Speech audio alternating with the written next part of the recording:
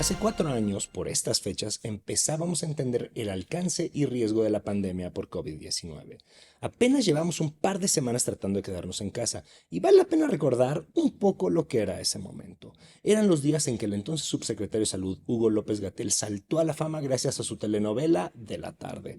Eran los días en que se pensaba que 60,000 muertos sería un escenario catastrófico, casi inimaginable, y el presidente presumía que a él del virus lo protegía su honestidad y sus estampitas de Jesús. Días en que no entendíamos bien cómo se transmitía la enfermedad ni cómo nos afectaba realmente. Desinfectábamos todo, hasta las suelas de los zapatos. Pensábamos que una barrera de plástico nos protegía. Los niños se quedaron sin escuela y toser te convertía en un paria. Los chinos y su hábito de comer murciélagos eran los culpables de todo. Presidentes como Donald Trump recomendaban beber cloro para protegerse ante los ojos atónitos de los expertos de salud. Y las farmacéuticas hacían todo lo posible para aislar el virus y crear una vacuna. Los días pasaron y los muertos subieron y subieron. El encierro empezó a alargarse. Las reuniones virtuales se volvieron la regla, con presentadores de noticias haciendo sus programas desde su propia casa, con los gatos caminando frente a la cámara. Los muertos empezaron a acumularse. Los servicios de emergencia empezaron a colapsar. El gobierno prometía que todo estaba bajo control, mientras las cifras eran cada día peores.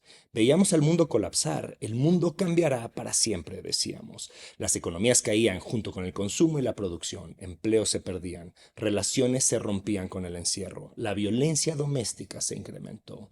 La vida social se volvió algo peligroso y clandestino. Se demostró el total fracaso del sistema de salud de México y de muchos otros países del mundo, sobre todo en las naciones en desarrollo. Las noticias falsas abundaron, desde conspiraciones hasta señales apocalípticas. Mientras, uno de los impactos más graves se gestaba: el rezago educativo y social de estudiantes, sobre todo los más jóvenes. El daño fue profundo, debilitando sus habilidades sociales y desarrollo cognitivo.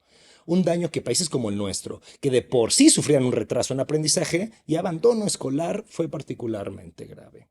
América Latina fue la región más afectada. Con solo el 8.4% de la población mundial sufrió casi el 30% de las muertes. Casi toda la gente perdió un familiar, un amigo, un colega o varios. ¿Cómo va a ser el mundo después de esto?, nos preguntábamos. Viajar era diferente, socializar, trabajar, hasta ligar era diferente. Acabó la primera ola y pensamos que íbamos mejor, pero llegó la segunda y la delta. Parecía eterno. Y de pronto, como en La peste de Albert Camus, las cosas empezaron a cambiar. Las vacunas fueron llegando muy lento primero, luego un poco mejor. Aprendimos que sí servía para cuidarnos, entendimos mejor la enfermedad. El mundo empezó a abrirse de nuevo, a funcionar como antes. Regresó el tráfico, la rutina. Con el alivio de poder seguir adelante, vino la frustración de haber tenido un manejo desastroso de la pandemia, con unos 80-70 mil muertos.